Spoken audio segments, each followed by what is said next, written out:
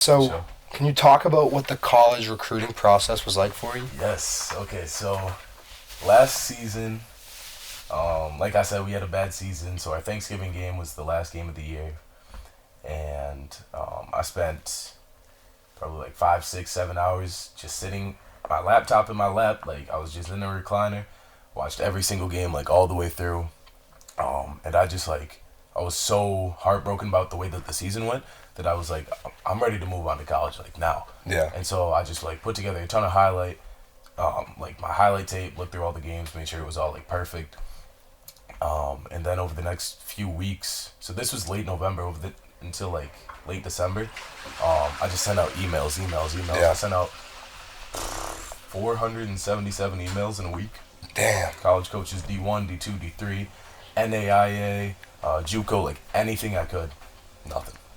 I got Nothing. like 3 emails back, and most of them were like automated, like come to camp this summer. Yeah.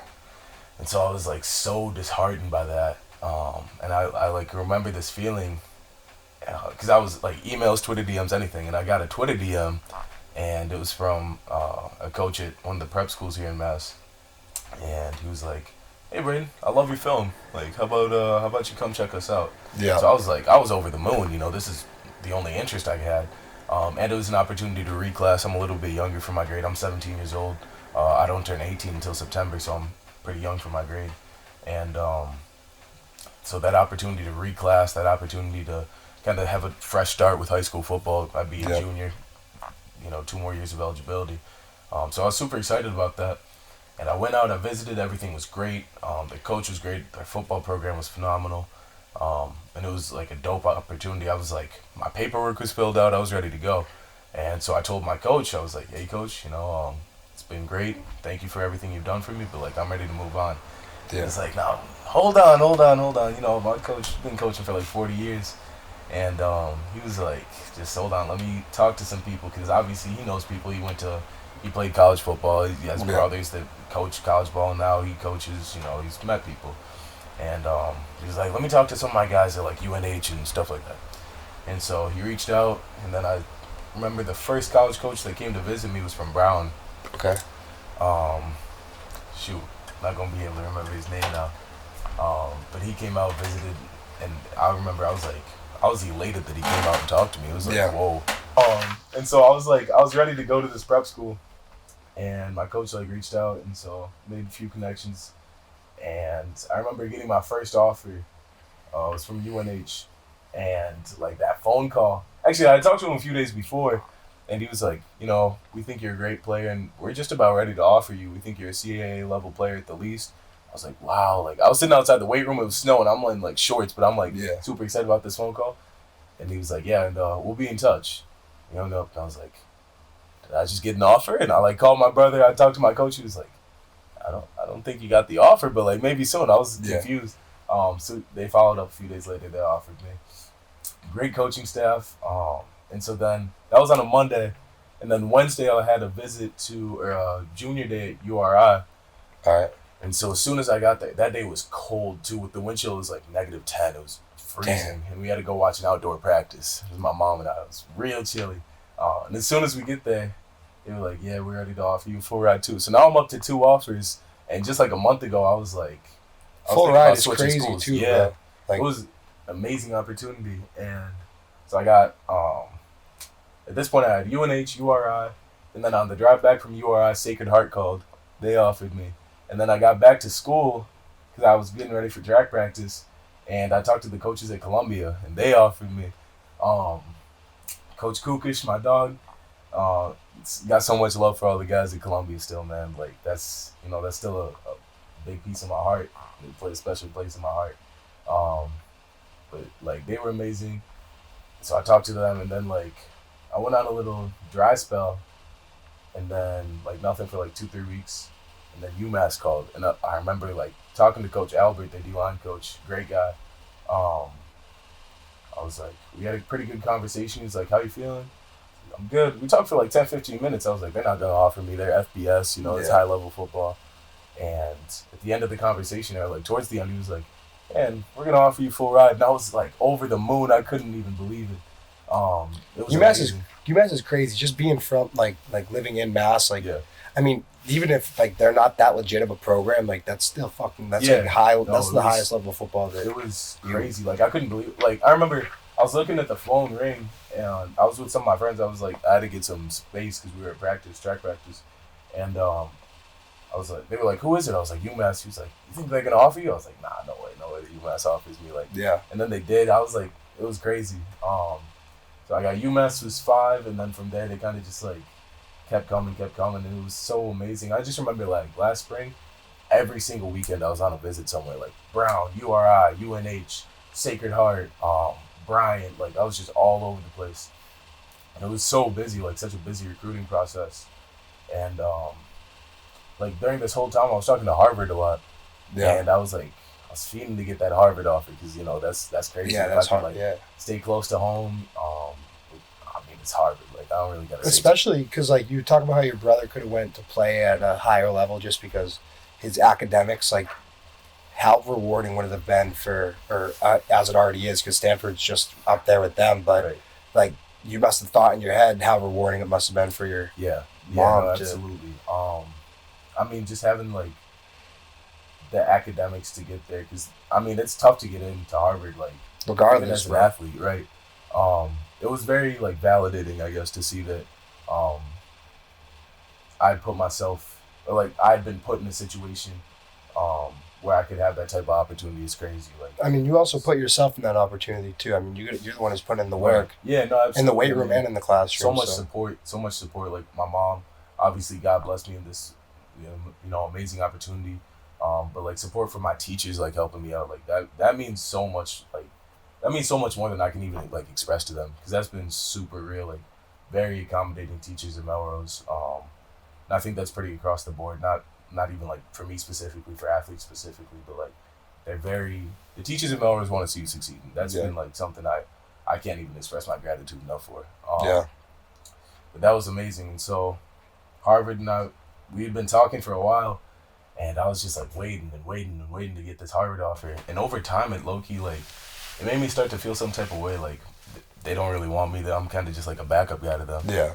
And so I camped at Harvard, and I got my offer that day. It was July 9th.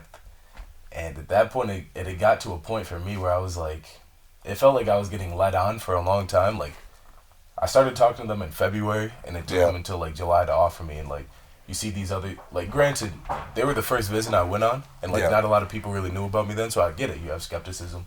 But as more and more stuff started to kind of unravel, I thought they were going to offer me, especially because we were in frequent contact. It wasn't like they forgot about me or anything. And so I kind of built like a resentment of sorts towards Harvard. And then, I during this time I've been to Columbia a few times. And so I talked to the coach at Harvard, and he was like, when do you want to make your decision? I was like, probably, sometime after the season. I want to see, everything I can get before. I want to make an educated decision. And he was like, yeah, no, your spot's probably going to be gone in like 2 weeks if you don't take it. And I think that kind of was the breaking point for me, where I was like, yeah, I'm not doing this. So I committed to Columbia. I was very happy with my decision. Like being in New York City, that it was amazing. Harvard seems like they've been fumbling the bag with recruiting recently, bro. Yeah, it's crazy actually. We got 2 safeties from Harvard that flipped to Stanford. Yeah, AM was one of them, right? Yep, Aaron Morris and Shea Osharika, kid from Georgia, he's a stud. Yeah. But no, it's like, as much respect as I have for them as a coaching staff, and obviously they built a great program, it's just the way that they recruited didn't appeal to me. Yeah. But I mean, they're the most prestigious school in the world. But it seems a little bit deceptive to like be like, oh, your spot's gone in 2 weeks, but we've just made you wait this many months. Like what does that say? That was a lot of what I was thinking during that time. When I heard that, it really kind of it really helped me make my decision. You know what I mean? Because it's like, I mean, my final 3 options were, some of my final 3 were Columbia, Holy Cross, and UMass, and then Harvard was looking at like 4 or 5. Yeah. And so it was like, dude, this thing's like, I don't know what the hell. Fix it. Yo. But no, just kind of seeing like, yeah, like you were saying, like they made me wait like 5 months, and then I had like 2 weeks to make my decision. It was difficult, but I was super happy with choosing Columbia. It was absolutely great. Built a phenomenal relationship with some of the players, the coaches, the recruits. Like, I was talking to one of the coaches. They were like, "Yeah, you will bring in like 5 or 6 of these guys. Like, probably more than that, to be honest. Yeah. You know, you got 21 guys or so in that class. Um, like so many of them, I built a personal connection with, and obviously I flipped to Stanford, but I still have so much love for those guys and want to see them succeed so badly because like those are my brothers. You know, I built a really strong bond with them, being able to meet so many of them.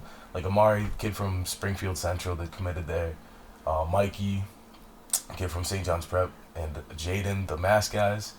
It's supposed to be us four mass guys, but like I said, different. God had different plans for me. But so many guys from across the country, just phenomenal class. I think they're going to be really good. Yeah. I think they like seeing some of the other Ivy League classes. I think Columbia in 2-3 years is going to be very, very dangerous. Yeah. So I still have a lot of love for those guys. I want to see them succeed. But in late December of 2022, this past year, I had a couple Stanford coaches follow me, and I was like, it's kind of weird. Like Stanford, like I'm already committed, like whatever. Yeah. And so I talked to Coach Kalaji, and he was like, "Hey, Braden, give me a call." I talked to him. He was like, "Yeah, really like your film. You're a pretty good player." And I was like, "Thank you, Coach." Like I don't know why he's gassing me. Like maybe he's about to leave, like get a different job somewhere, and try Yeah. to set up relations, whatever. And so like a couple weeks later, he came out to visit, and He came out. He flew out here to he visit flew you. out to Melrose to visit me, or he flew out to Boston, came to Melrose to visit me personally, and it was like, I think it was kind of just an eye test thing, like wanting to make sure I was Yeah. about my size, whatever. But we did like a wingspan, like him and I. My wingspan was a little bit longer. Is he a big? Did he get? Played 6 years in the NFL. Okay. He's a big dude. Okay. It's like, yeah, if I had to guess, right now he's probably like 6'5", 310, but he's very, very strong. Who He's do you got play like for? he's got like grown man strength. Spent some time Vikings, Cardinals, Niners, and Giants. But yeah, he's a dog. He's Yeah. a big dude. He's probably 310 at maybe 15-20% body fat. Probably closer to 15. Damn. Is he an older guy or young? 30s, 40s. Okay, that's not that bad. But he's a great coach. I definitely love Coach Kalaji, or Kalozie, however you want to pronounce it. But all the coaches there, Coach April was great in recruiting me as well, and Coach Taylor, that's a guy you want to buy into. Yeah. That's a guy you want to buy into. Like he had a crazy turnaround when he got to Sacramento State. I guess they weren't like, from what I've heard at least, they weren't like a great program, and then he led them to like 2 Big Sky titles. Like he's just. Yeah. He knows what he's doing. He's a great coach, and like meeting him, he's a very genuine person too, and he's gonna shoot you straight. He's very honest. Like that's the type of You need coach I coaches want. like that. Yeah, exactly. Yeah. But they're building a winning culture, and that's something I want to buy into. And they're doing a good job of it. Like my recruiting class too. Got some dogs. Yeah. Got some dogs. Like just the guys in the group chat. Like I watched all their film, watched all their huddles. Like Got some they're dogs. legit. They're legit. Yeah. Yeah. Shout out my dogs. I guess I got some more questions for you too. Let's get it. So, how did you prioritize your academic pursuits in your college recruiting process? Yeah. I wanted to go somewhere where football and academics would have a nice blend, some good parity there. Holy Cross was my second option, and I loved Holy Cross. Loved Coach Della Giacono there, phenomenal coach. Honestly, like very, very transparently, probably, if not my favorite, like one of my favorite coaches, like just ever. Just amazing dude. Did an amazing job recruiting me. Coach Chesney and Coach James did a great job there as well. But like their football program was very, very high level. They're one of the best FCS programs in the nation. And so that had a super strong appeal to me. But I was thinking like if something happened where football wasn't a part of my life, where would I have the most success? And like Holy Cross is a very good college, very good school, but it wouldn't give me the same in as like an Ivy League school. So that that was one of the reasons that I had narrowed it down to Columbia, because having that, it was great football. I love the coaches there. Great location, New York City, like the heart of Manhattan. You can't beat that. And then, of course, I mean, it's Columbia University. It's great education. Yeah. So that was the biggest reason that I chose Columbia. And then flipping to Stanford, like, No, it's Stanford. Yeah. You know what I mean? It's like they have the best psychology program in the nation for the past like 70 years. That's what your major's gonna be. That's what I'm looking to major in. Everyone goes in undeclared, but Okay. I'm probably trying to do something with psych. That's everybody like completely. Yeah. There's gonna be a method to that too, though. Yeah, I think they kind of just they don't want anyone going in like closed-mindedly. I think is probably the biggest part of what it is. That's gonna be a more effective approach to Yeah. education. No, I mean, Bro, doing something right. you ask these 18-year-old kids to decide their future, Right. like right away. I think there's some value in going in undecided just in general. Yeah. No, But like absolutely. I feel like I personally have like a general idea of what I want to do. But like if I went into a bunch of gen ed classes my first year that was like adapted to kind of giving me experience on like what I want to do, then that might be more effective. Like I could discover something that I never really Yeah. considered an option. Right. So I mean, obviously these Ivy League schools are doing it the right way, and I don't know. It seems like some Yeah, other you schools gotta could take figure it it. out. Yeah, No, I like what you said a lot. Like, you don't know what you don't know. exactly. So, like, there could be something at Stanford. Like, I could go in and take some class. It's like, whoa, this is amazing, and it has, like, an amazing career opportunity, and I didn't even, like, know about it. Yeah, You know, so there's definitely a lot of value there, like what you were saying. yeah. For sure.